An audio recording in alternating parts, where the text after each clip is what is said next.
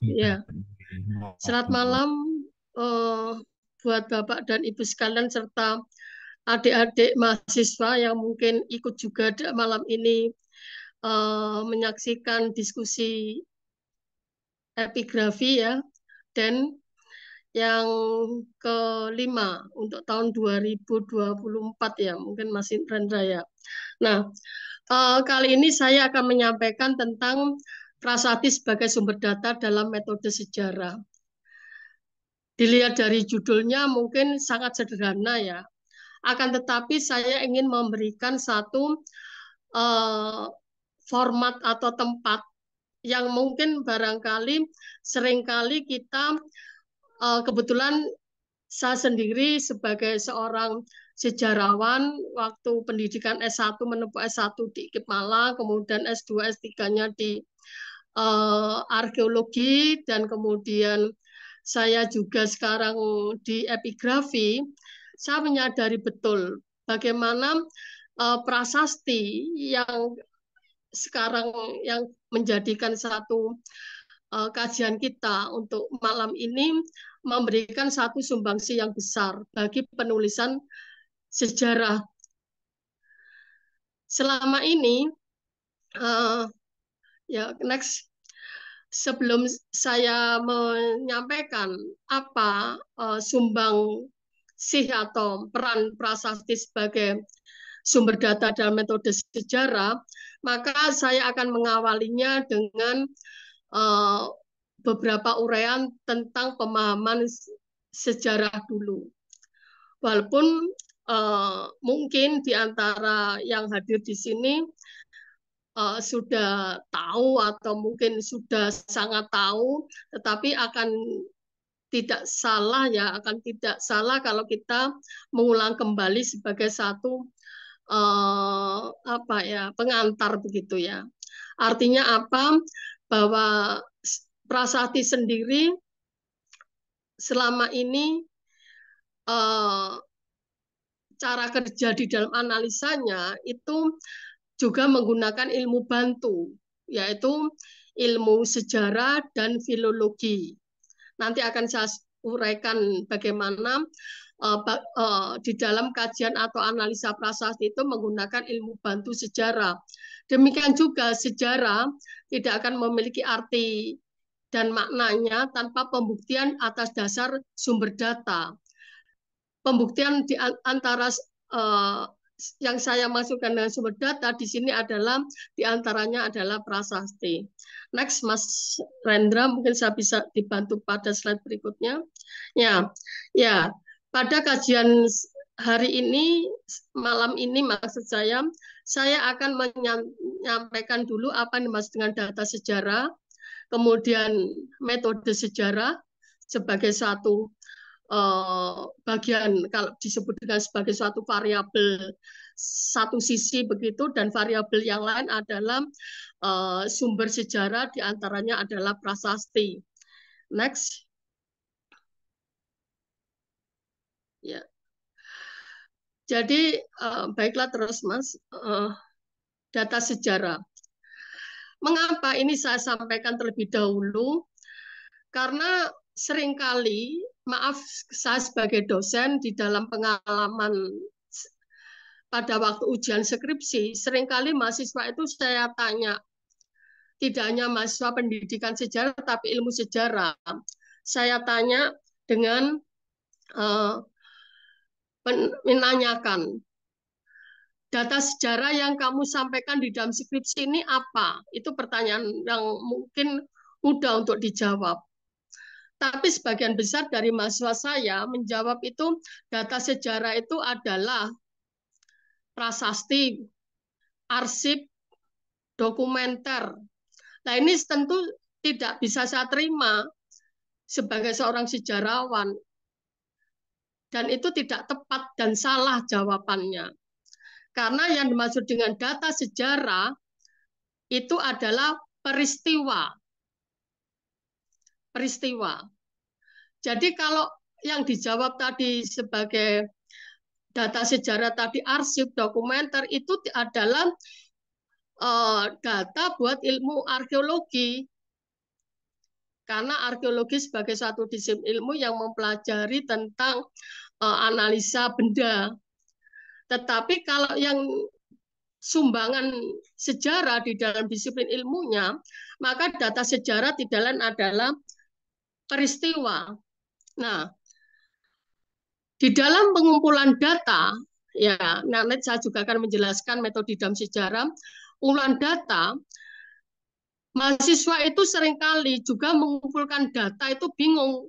Ya karena tadi pemahaman awalnya sudah tidak jelas antara apa itu data sejarah dan apa itu sumber sejarah gitu loh. Nah, ini saya akan meletakkan itu dulu. Mungkin di antara yang hadir di sini juga ada mahasiswa sejarah. Jadi yang dimajukan data sejarah adalah peristiwa. Sehingga pada waktu sejarawan mengumpulkan data, yang dikumpulkan adalah peristiwa-peristiwa masa lampau yang menjadi isu yang dia kaji tentunya, entah masa sejarah, masa Hindu-Buddha, Islam, dan sebagainya. Nah, kembali lagi. Ternyata apa yang dikumpulkan itu adalah tadi karena tidak jelasnya. Tapi di sini sudah saya sampaikan ya, data sejarah itu bukan arsip dokumenter, tapi data sejarah adalah peristiwa. Nah, peristiwa karena namanya meneliti sejarah, maka yang dikumpulkan adalah peristiwa masa lampau yang dia baca, peristiwa masa lampau yang dia dengar dari hasil wawancara, mungkin juga dia dari hasil pengamatan jejak-jejak sumber sejarah. Nah, ini data sejarah. Data sejarah itu tadi adalah peristiwa. Pada waktu mengumpulkan data, maka yang dikumpulkan adalah peristiwa. Tidak peduli itu peristiwa sebagai satu kisah atau peristiwa sebagai satu fakta. Nah, karena sebagai satu kisah, maka peristiwa itu banyak mengandung apa yang disebut dengan mitos. Tapi tidak apa-apa dikumpulkan. Atau misalnya dalam wawancara dia mendengarkan dari juru pelihara makam itu cerita dulu itu gini. Ya sudah, itu dia berkisah, tidak apa-apa. Berkisah itu sendiri juga mengisahkan masa lampau, dalam pemahaman awam juga dia mengisahkan sejarah masa lampau, peristiwa masa lampau, tapi masih kisah. Nah, satu sisi selain peristiwa sebagai satu kisah, ada juga peristiwa sebagai satu fakta. Yang dikumpulkan oleh sejarawan itu dia tidak mengetahui apakah itu peristiwa sebagai kisah atau peristiwa sebagai satu fakta. Ini tuntutan dari seorang sejarawan. Nah, kenyataannya sebagai disiplin ilmu, karena sejarah itu memiliki metode, maka yang dia sampaikan itu tentunya oleh sejarawan itu tidak peristiwa sebagai satu kisah, tetapi peristiwa sebagai satu fakta. Uraian-uraian sejarah di dalam buku-buku pelajaran SD, SMP, SMA, mungkin sampai mahasiswa, atau uraian tentang sejarah, itu hendaknya adalah peristiwa sebagai satu fakta. Karena sifatnya ilmu itu adalah objektif. Jadi tidak akan mungkin dia berbicara tentang peristiwa sebagai satu kisah. Sehingga tadi saya katakan bahwa data sejarah itu adalah peristiwa masa lampau. Di mana peristiwa masa lampau yang dihadirkan pada peserta didik di dalam kelas atau di ruang perkuliahan atau sejarawan menyampaikan di dalam bukunya, itu tentunya bukan peristiwa sebagai kisah, tetapi peristiwa sebagai satu fakta. Nah, ini sudah kita pegang. Jadi data sejarah tadi adalah peristiwa. Dan yang kita baca adalah peristiwa sebagai satu fakta karena mengandung kebenaran dan objektivitas. Sedangkan peristiwa sebagai satu kisah itu banyak mengandung mitos. Padahal tadi saya mengatakan bahwa untuk mengumpulkan data, itu dikumpulkan peristiwa tadi tidak peduli dia mendengarkan wawancara dari juru pelihara atau siapapun yang dia dengar tentang peristiwa yang dia kaji tadi, entah masih kisah atau fakta, dia kumpulkan. Berikutnya. Nah, disinilah tantangan seorang sejarawan untuk bisa menampilkan, menghadirkan keobjektivitas peristiwa masa lampau tadi sebagai satu fakta. Berbicara sejarah masa lampau, next ya, tentunya kita tidak akan mudah mengingat persis kembali apa yang terjadi saat itu, peristiwa yang terjadi pada saat itu. Sehingga mungkin kita masih ingat apa yang disampaikan oleh Soekarno dengan jargonnya jas merah. Jangan sekali-kali melupakan sejarah. Bukan ini ya, kadang-kala tidak bukan sekali-kali melupakan sejarah, tapi jangan meninggalkan sejarah. Kalau meninggalkan itu sama Guntur ya. Anak Soekarno pernah dirawat, dia bukan sejarawan. Jadi anaknya Soekarno sejarawan itu guru. Guntur mengatakan bukan sekali-kali meninggalkan, tapi melupakan karena berkaitan dengan ingatan masa lampau. Jadi melupakan. Nah, tadi saya menyampaikan bahwa ternyata berbicara masa lampau, orang berkisah itu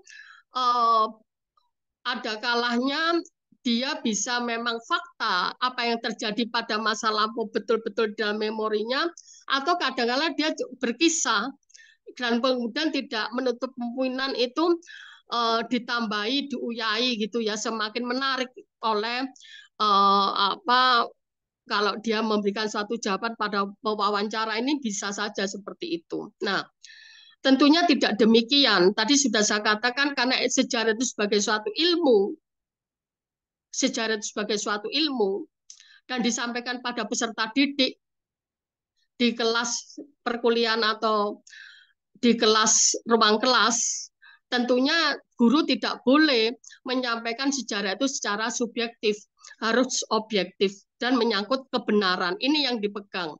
Karena hakikat ilmu itu benar dan objektif. Berikutnya, Mas. Dan tentunya sebagai satu ilmu, next ya, sejarah itu disebut ilmu karena punya metode. Metode yang pertama dikenal dengan heuristik, kemudian kritik sumber, interpretasi, dan historiografi. Tidak perlu dihafalkan. Kenapa tidak perlu dihafalkan? Karena di sini akan saya sampaikan.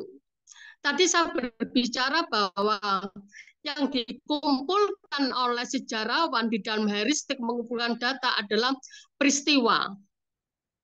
Ya. Jadi bukan mengumpulkan prasasti, bukan mengumpulkan arsip. Buat apa benda arsip itu? Enggak. Tapi peristiwa di dalam arsip itu nanti akan saya uraikan. Arsip sebagai sumber data, prasasti sebagai sumber data. Pada saat dia mengumpulkan tadi datanya, peristiwa tadi, tentunya di sini sejarawan berikutnya adalah membuktikan apakah yang kisah tadi benar-benar terjadi. Termasuk juga yang tadi katalah fakta itu dia tidak punya satu jawaban untuk apakah benar fakta. Oleh karena itu untuk membuktikan karena kisah itu tadi banyak mengandung mitos, kemudian kebenarannya diragukan. Disinilah peran sejarawan pentingnya di dalam melakukan apa yang disebut dengan kritik sumber. Nah, kritik sumber di sini tentunya adalah tadi sumber-sumber yang diperlukan oleh sejarah yang nanti juga akan saya uraikan sumber-sumber sejarah diantaranya adalah sumber tertulis, sumber lisan ya bisa artefak bisa kemudian yang tertulis itu juga banyak macamnya diantaranya itu adalah selain arsip, dokumen, catatan, notulen dan sebagainya juga ada tadi prasasti. Nah, sehingga saya tadi mengatakan kritik sumber itu merupakan penting bagi seorang sejarawan. Disitulah seorang sejarawan melakukan satu pembuktian apakah peristiwa yang dia dengar, peristiwa yang dia baca, itu ada buktinya. Selama tidak ada buktinya, ya masih hoaks dan tidak akan objektif. Nah, di sini perlunya kritik sumber. Saya tidak akan menerangkan panjang lebar tentang sejarah di sini, tapi paling tidak dipahami ini dulu. Kritik sumber itu tentunya ada kritik ekstern dan kritik intern. Ternyata cara sejarawan melakukan sumber sejarahnya itu juga dilakukan oleh seorang epigrafi. Nanti akan saya terangkan. Jadi seorang epigraf juga melakukan apa yang disebut dengan kritik sumber. Kembali lagi, saya tidak berbicara nanti tentang prasasti atau epigraf, berbicara di sini dulu, kritik sumber. Sehingga kalau semakin banyak ya pembuktian sumber data yang dimiliki sejarawan itu dari peristiwa isu, dari peristiwa yang dia kaji, maka semakin interpretasi atau tafsirannya terhadap peristiwa masa lampau tadi semakin utuh. Rasionalnya, buktinya itu banyak gitu loh. Jadi dengan pembuktian yang banyak, kemudian pembuktian yang nyata beragam, maka sejarawan itu akan mampu kemudian membuat suatu lukisan atau peristiwa masa lampau itu ibarat sebagai suatu lukisan. Karena kita tahu sejarawan itu tidak akan mampu memotret, membuat suatu foto. Tidak mungkin. Tapi sejarawan itu hanya mampu melukis. Ya, karena masa lampau yang tentunya sejarawan sebagai peneliti itu tidak menjadi pelaku, jadi tidak bisa sama persis seperti foto, ibaratnya seperti itu. Jadi lukis. Tentunya lukisannya itu akan semakin baik ya, semakin bagus. Kok tadi Jumata itu banyak membuat yang dia kasih. Contohnya, perlu aku menggambarkan gajah itu mungkin kalau cuma separuh-separuh sumber datanya, cuma ketemu kupingnya saja sudah ditulis ya sudah, gajah itu bentuknya seperti kuping gajah saja. Kemudian ada seorang sejarawan yang kemudian menemukan belalai, menemukan sumber sejarah seperti satu saja atau dua tanpa membandingkan, tidak telaten untuk menemukan sumber sejarah lainnya. Maka gajah itu seperti belalai. Padahal yang namanya gajah itu punya punya telinga, punya belalai, lengkap. Jadi semakin banyak sumber sejarah, maka seorang sejarawan menggambarkan gajah itu semakin jelas. Itu analognya seperti itu. Sehingga pada waktu dia menceritakan apa itu gajah sebagai suatu peristiwa masa lampau, ini analognya, maka dia jelas, lengkap. Ada telinga, ada belalai, ada dan lengkap. Tapi kalau sejarawan itu tidak telaten mengumpulkan sumber sejarah, disitulah kelemahan seorang sejarawan di dalam menceritakan. Seperti lukisannya ya jelek, abstrak, cuman kayak ya kalau tidak menyerupai. Tapi kita tidak heran ya di dalam seperti di IG barusan ini seorang pelukis Cina itu melukis begitu rupa, begitu baik, lukisannya itu hampir menyerupai nyata, fakta. Nah, inilah yang diinginkan seorang sejarawan di dalam menyampaikan, sejarawan di dalam tulisannya atau di dalam penyampaiannya, di dalam menyampaikan peristiwa itu betul-betul real, nyata. Jadi seperti pelukis tadi menggambarkan, pelukis Cina itu dia menggambarkan mantel dengan bulu-bulunya. Bulu-bulunya itu tergambar dengan nyata seperti foto. Tentunya akan berbeda dengan pelukis yang amatiran. Nah, sejarawan juga demikian. Selama sejarawan itu pada mengumpulkan data itu tidak berdasarkan pada sumber data, maka dia tidak akan bisa memberikan suatu penafsiran sejarah itu secara jelas. Jadi dalam hal ini 3 langkah penting dalam metode sejarah adalah pengumpulan data, ya, entah peristiwa entah kisah, telah sumber sejarah ini yang perlu penting bagaimana harus membuktikan dengan sumber data, kemudian dan baru dia sampaikan. Nah,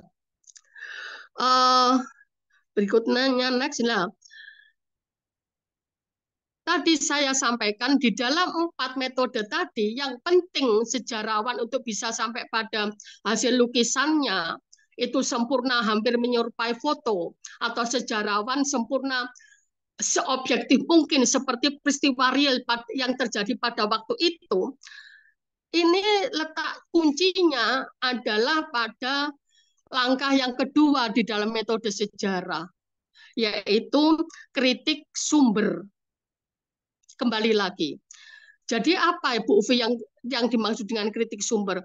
Kritik sumber itu ternyata, bukan ternyata, saya sampaikan, tidak lain adalah meminimalisir peristiwa sebagai kisah itu untuk menjadi satu fakta. Disitulah diperlukannya adanya sumber data.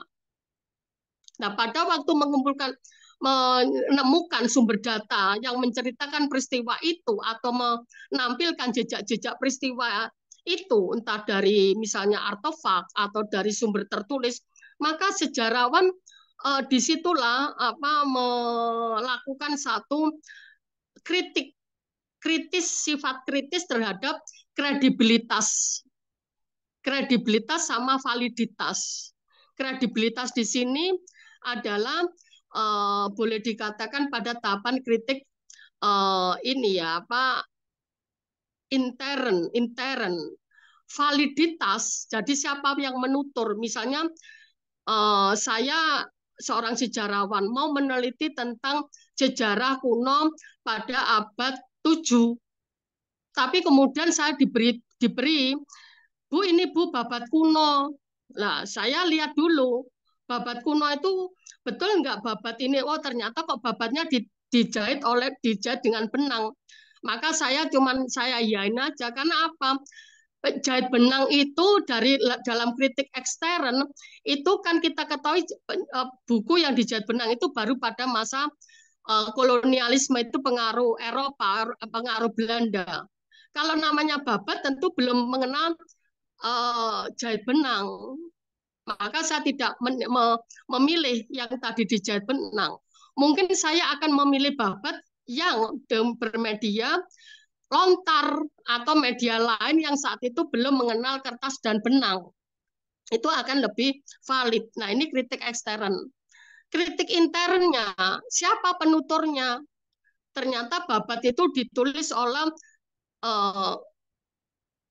Prabowo Subianto misalnya. Misalnya ekstrimnya gitu. Nah, ini tentunya dia tidak akan memiliki kredibilitas di dalam penuturannya tentang sejarah. Seperti halnya kita bukunya Yamin, Tata Negara Majapahit, dia nulis Tata Negara Majapahit jilid 1 dan 2. Tapi ada yang menulis tentang Slamet Mulyono, tentang Majapahit atau Sriwijaya, atau Sartono Kartodirjo. Maka yang kita tahu sebagai seorang sejarawan yang tadi dengan metode, dengan ilmunya, dan kemudian kita mainkan keobjektifan dari peristiwa itu, tentu kita akan memilih tulisan daripada Yamin, Yamin, maaf, dari siapa? Sartono Kartodirjo atau Slamet Mulyono daripada ya Muhammad Yamin, karena Muhammad Yamin hanya seorang negarawan yang tidak melalui tadi satu penulisan sejarawan dari metode apa yang disebut dengan kritik sumber tadi. Nah, berarti kredibilitas dia itu ya perlu kita bandingkan tentang bagaimana apa benar itu Gajah Mada itu dengan bentukannya yang pipi tembem dan sebagainya, dan kemudian dia gambarkan Gajah Mada seperti itu. Nah, ini yang menjadi satu tantangan kita sebagai seorang sejarawan itu adalah pada langkah kritik sumber. Kemarin maaf ada seorang teman nih, kolega ya, saya tidak sebutkan gitu. menyatakan saya dengar perkuliahan pengajar pengantar sejarah gitu ya. Terus tapi tidak di sini. Terus dia mengatakan di dalam pengantar sejarah, mata kuliah pengantar sejarah, dia mengatakan langkah yang kedua di dalam metode sejarah adalah verifikasi. Astagfirullahaladzim. Nah, semuanya ya benar. Saya diskusi dengan beliaunya. Ya memang kita yang namanya semua ilmu ya perlu verifikasi, perlu pengujian. Tapi ternyata kita juga tidak tepat menggunakan istilah verifikasi untuk metode sejarah. Karena verifikasi itu tidak lain adalah kritik sumber. Karena sejarawan melakukan pembuktian pada sumber sejarah. Agar peristiwanya itu jelas. Nah, sekarang sumber sejarah. Apa saja sumber sejarah? Ya, next. Problemnya tadi saya katakan, kita harus menyampaikan sejarah itu sebagai suatu peristiwa. Sejarah itu sebagai suatu peristiwa, kita harus menyampaikan sejarah sebagai suatu peristiwa yang fakta, atau peristiwa sebagai satu fakta, bukan peristiwa sebagai satu kisah. Problem. Ternyata banyak, kalau yang tadi sejarawan yang nggak telaten, masih masuk unsur-unsur mitos, karena tadi pada saat kritik sumber itu tidak tahan terhadap kerja seorang sejarawan. Justru di situ tantangannya. Sehingga dia menafsirkan ya atas dasar tadi sumber sejarah yang dia kumpulkan. Nah, solusinya, padahal tadi saya katakan, kalau sejarah itu sebagai suatu ilmu, maka harus objektif. Solusinya, untuk membuktikan peristiwa sejarah yang tadi masih sebagai kisah-kisah tadi, untuk diminimalisir mitosnya, kesubjektivitasnya, untuk menjadi satu fakta yang objektif, maka disinilah yang kita perlukan apa disebut dengan sumber data atau sumber sejarah. Nah, itulah mengapa nggak usah dihafalkan. Metode sejarah yang kedua itu adalah kritik sumber, bukan verifikasi. Ya memang sifatnya verifikasi, tapi istilahnya aja tetap kritik sumber, karena meneliti sumber sejarah untuk pembuktian peristiwa-peristiwa sebagai satu data di dalam sejarah. Nah, berikutnya, ya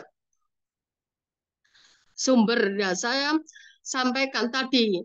Jadi yang dikatakan oleh teman tadi dalam ujian data sejarah itu arsip laporan itu bukan, itu adalah sumber sejarah atau sumber yang membuktikan peristiwa itu ada atau tidaknya. Ya, berikutnya, selain sumber dokumenter itu juga ada sifatnya sumber artefak. Karena peristiwa masa lampau itu ada juga jejak-jejak yang ditinggalkan yang sampai sekarang. Di antaranya ada candi, ada benteng, ada prasasti yang sifatnya tidak tertulis ya, mata uang itu artefak. Yang tertulis itu prasasti. Ada juga artefak yang sifatnya arca, ikonografi, membuktikan bahwa arca itu kan nggak mungkin dibuat oleh Bandung Bondowoso dengan jinnya. Tapi siapa yang bangun Prambanan itu, atau yang membuat arca di dalam candi Prambanan, ternyata dari prasasti yang ada di Prambanan itu terbaca tidak lain adalah pada waktu pemerintahan Pramodawardhani dengan Pikatan. Ya, itu ada prasastinya. Maka rujukannya tentunya Bandung Bondowoso adalah tokoh mitos di dalam sejarah, walaupun kisahnya hampir menyerupai seperti Prambanan. Nah, seperti ini. Berikutnya ini sumber artefak. Kemudian ada lagi yang sumber selain tadi dokumenter, sumber artefak, ada juga yang lain yaitu sumber lisan. Untuk sejarah yang sifatnya kontemporer atau relatif, memang ada banyak saksinya yang bisa diwawancara. Tapi untuk berbicara tentang masa prasejarah, masa Hindu-Buddha, kolonial, yang notabene pelakunya itu sudah tidak ada, maka kita tidak bisa melakukan dengan pembuktian lisan. Karena memang sumber lisan ini sendiri juga dengan metode yang kalau di dalam sejarah itu disebut dengan metode sejarah lisan itu ada sendiri melalui bagaimana wawancara, trik yang supaya dapat informasi yang banyak dan ini tidak saya bicarakan di sini. Selain lisan tadi sudah saya sampaikan seperti notulen, arsip, dokumen ini adalah yang tulisan. Jadi sesungguhnya sumber lisan ini boleh dikatakan kalau di dalam klasifikasi sumber data sejarah atau sumber sejarah itu ada dua, sumber tertulis dan tidak tertulis.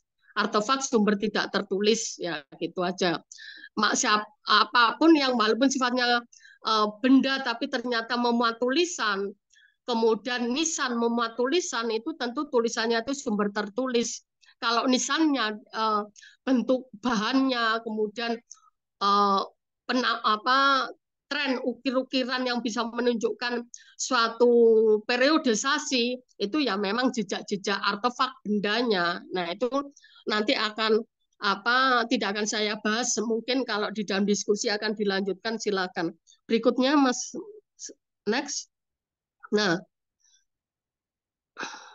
ya, jadi di sini jelas ya, saya ingin mengarahkan prasasti sebagai satu sumber tertulis yang cukup penting di dalam peristiwa. Selain tadi artefak dan lisan. Prasasti, kalau di dalam asalnya ini mungkin saya ulangi saja. Jadi prasasti itu kalau dalam pemahaman artefak itu tentunya adalah suatu benda bertulis yang berasal dari masa lampau. Dengan bisa dari bahan batu, logam, emas, perak, perunggu, dan tembaga ataupun tanah liat. Sedangkan dokumenter itu adalah prasasti yang sifatnya berbentuk dokumen, yang informasi dokumennya ini bisa di dalam tulisan maupun dalam bentuk ukiran yang bisa memberikan suatu nanti pembuktian kronologis dan sebagainya. Di mana di dalam prasasti dokumenter ini tentunya lebih lebih objektif ya. Kalau tadi artefak itu jejak ya memang itu sama-sama objektif karena itu tidak akan mungkin ditinggalkan oleh jin atau pelonya tadi bala tentaranya yang membuat Bandung Bondowoso membuat Prambanan dalam satu malam. Tapi di situ tentunya artefak yang di sini tentunya dibuat oleh manusia. Nah ini loh. Jadi mengapa kita harus telaten melakukan kajian terhadap prasasti. Ini nanti akan saya sampaikan. Terutama pada dokumenter. Karena apa?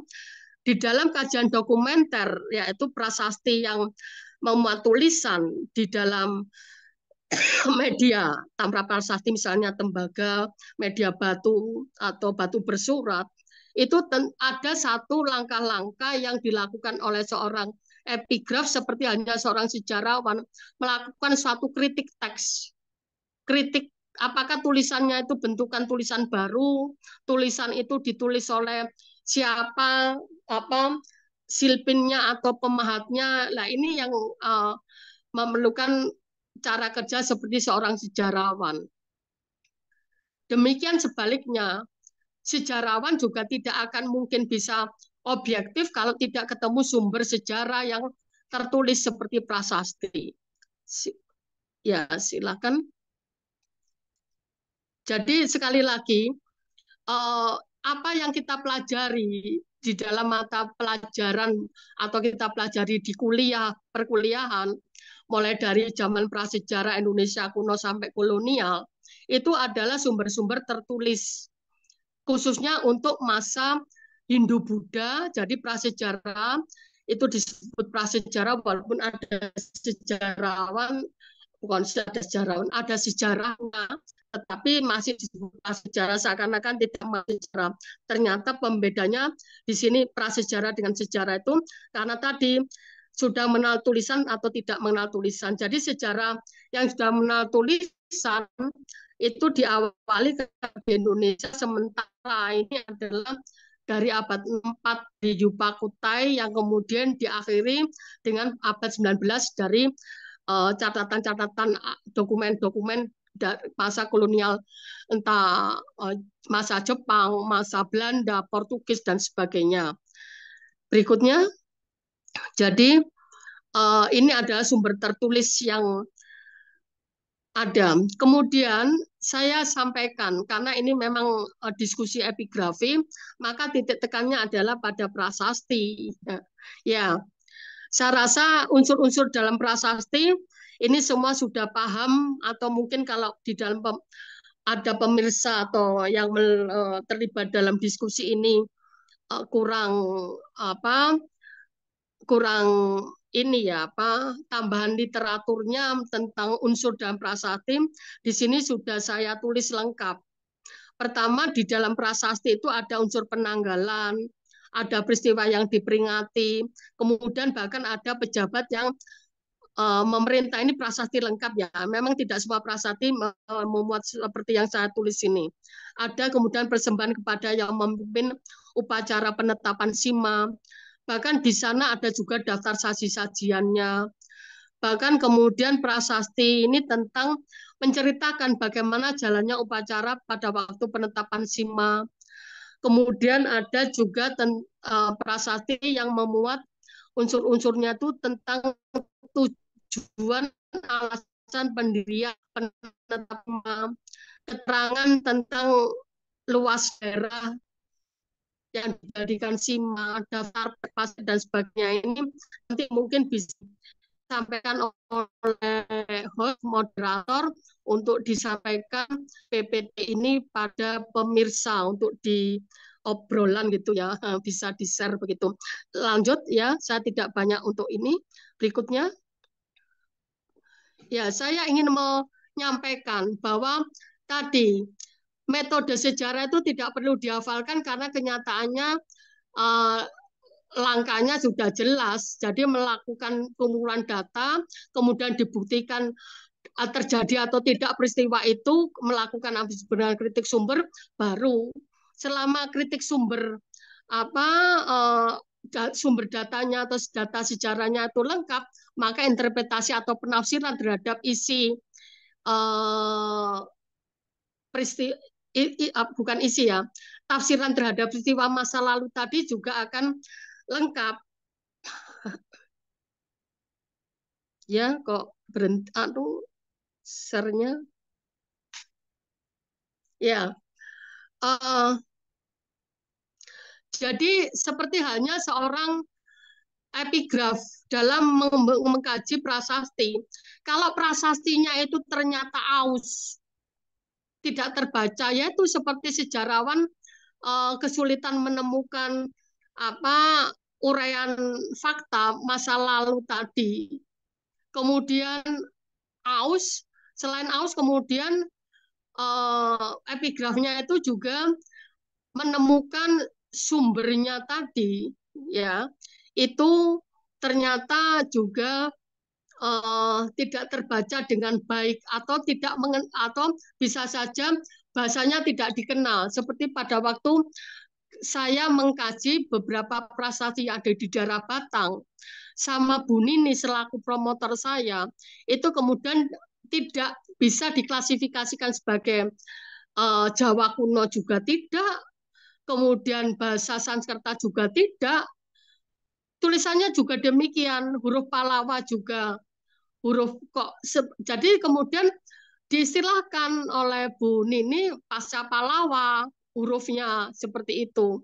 Ya, karena memang tidak masuk dalam klasifikasi Palawa juga tidak, huruf ke Jawa kuno juga tidak. Contohnya seperti itu. Sejarawan juga demikian. Nah, saya tidak berbicara tentang sejarawan dalam hal ini, tetapi tadi prasasti sebagai sumber sejarah.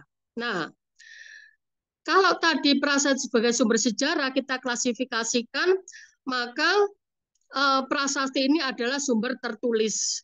Sudah. Tapi saya di sini kesempatan ini saya tidak berhenti, tidak hanya menempatkan posisi sejarawan, tapi saya juga menempatkan posisi epigraf.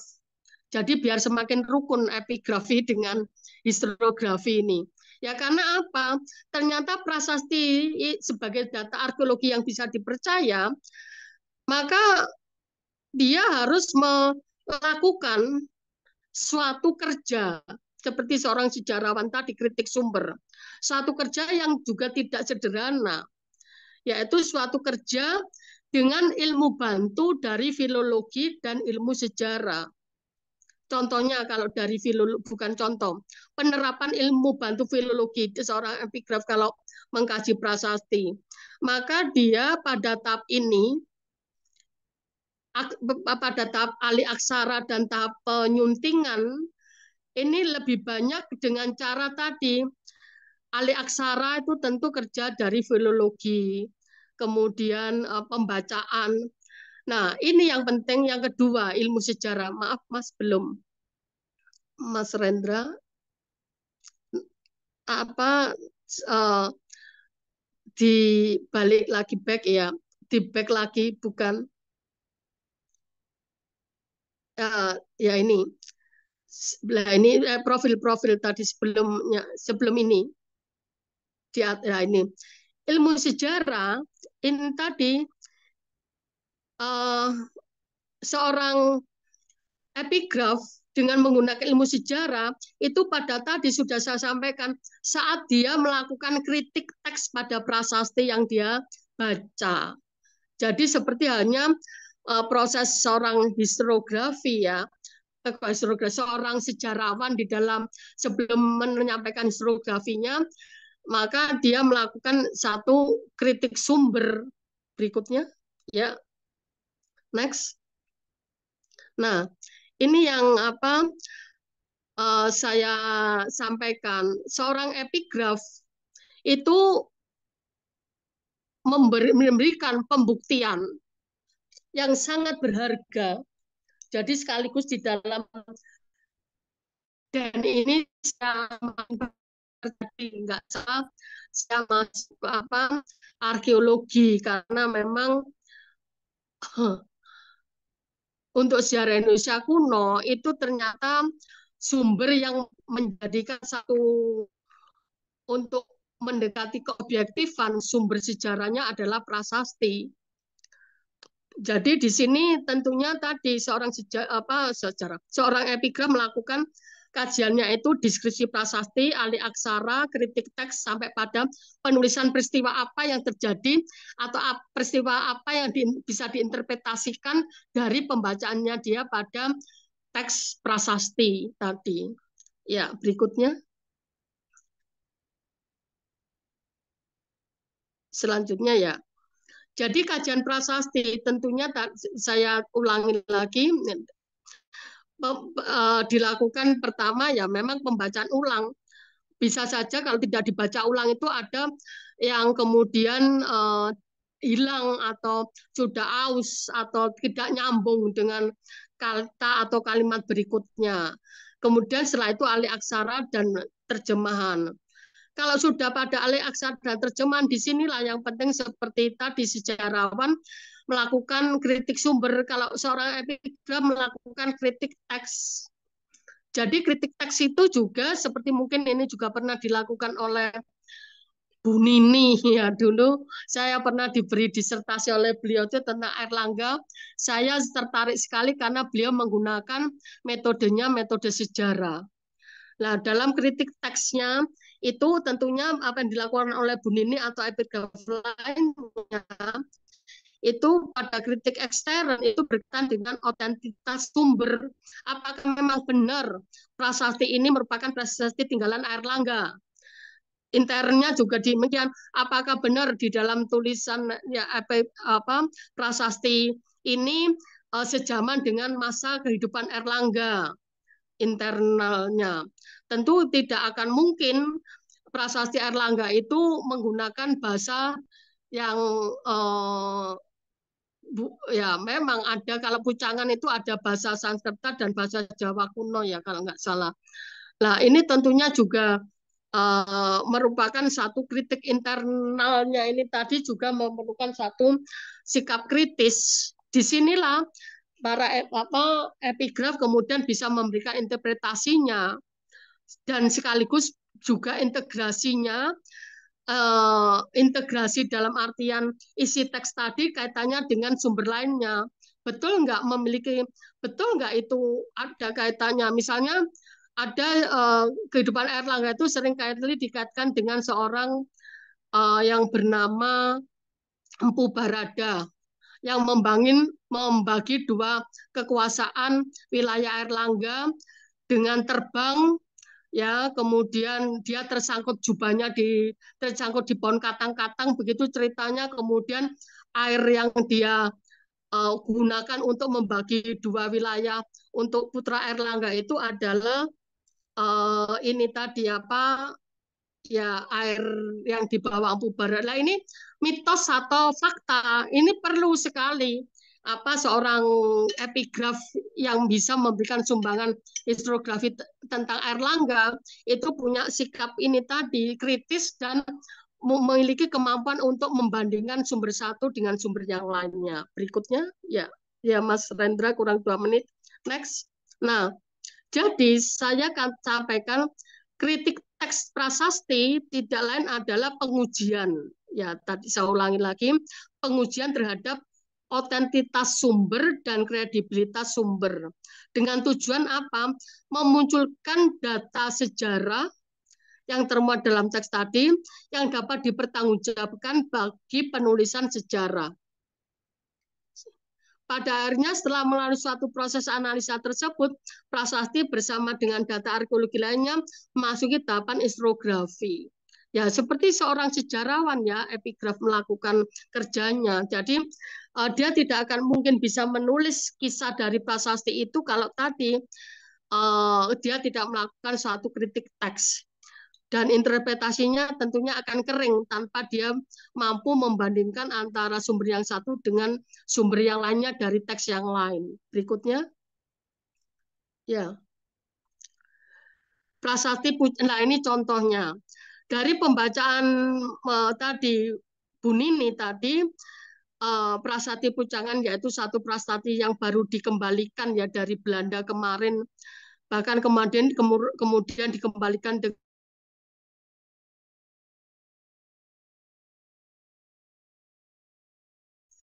dari Sri Isana Tungga, mempunyai anak Sri Isana Tungga Wijaya. Ini yaitu pada waktu dia melakukan pernikahan sebelum mendapatkan Dharma Wangsa Erlangga itu serangan dari Worawari. Kemudian setelah itu dia bahkan dikatakan serangan itu, Worawari terhadap Dharma Wangsa itu memberi satu dan disampaikan Erlangga kemudian meninggalkan karena kerajaannya sudah luluh lantak, dia menepi ke hutan bersama Narutama. Yang saya ingat Narutama ini dia berpakaian kayu, berpakaian kulit kayu ya, yaitu itu ada di teks. Terus kemudian pertempuran berikutnya, ini awal puncak kejayaannya, kemudian dia melakukan pertempuran-pertempuran untuk melawan tadi yang memusuhi kerajaan termasuk Warawari, dan dia berhasil naik tata. Ini puncak kejayaan. Akhirnya Airlangga juga mendirikan sebuah pertapaan di Pugawat, yaitu para ahli mengatakan tidak lain mungkin itu di lereng Penanggungan, dan sekarang di lereng Penanggungan itu juga ada suatu patirtan ya Pak, tempat ini ada Arca Wisnu, dan memang Erlangga pada akhir hayatnya itu dia menyamakan dirinya sebagai Dewa Wisnu, Dewa Pemelihara. Ya, menyamakan dirinya sebagai Wisnu. Berikutnya penutup ya. Jadi saya simpulkan dalam hal ini, adanya sumber sejarah merupakan bukti dan fakta adanya sejarah. Jadi selama tidak ada sumber sejarah, maka sejarawan itu omong kosong, hoax. Jadi peristiwa saja yang disampaikan itu peristiwa kisah, bukan satu fakta. Berikutnya, tanpa sumber sejarah, sejarawan tidak akan bisa bicara apa-apa tentang masa lalu. Dan begitu pula tanpa sentuhan sejarawan, sumber sejarah pun belum bisa banyak bicara apa-apa. Seperti arkeologi, tanpa adanya satu apa ini tadi penafsiran interpretasi dari satu kejadian-kejadian masa lampau sebagai satu anal dan sebagainya, tentunya juga tidak akan memberikan makna. Dan dalam hal ini prasasti sebagai suatu tinggalan artefak arkeologi memberikan sumbangan besar di dalam keobjektivitasan peristiwa sejarah sebagai satu fakta, bukan sebagai satu kisah. Begitu yang bisa saya tutup untuk paparan saya saat ini.